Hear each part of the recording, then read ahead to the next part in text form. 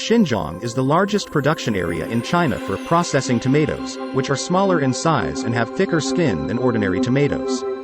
Over 80% of their output is exported every year. 我叫白金贵，68年出生，今年54，最近几年一直种番茄，以前种过这种玉米。白杨，今年32岁，现在职业就是在家种地。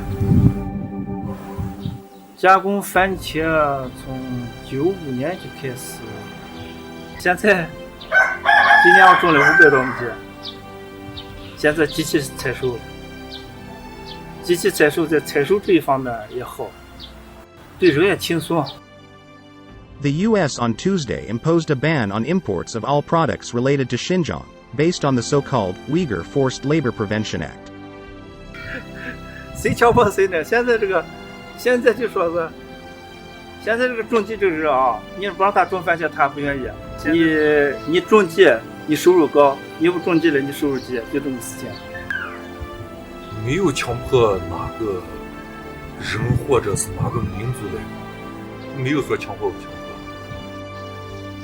新疆的番茄在世界来说，品质都是一流的。在这个番茄这个种植也好，农业残留所有东西都是要把控非常严格的这个东西。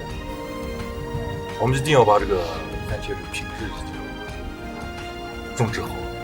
如果说是外国销售不了，咱们中国自己销售。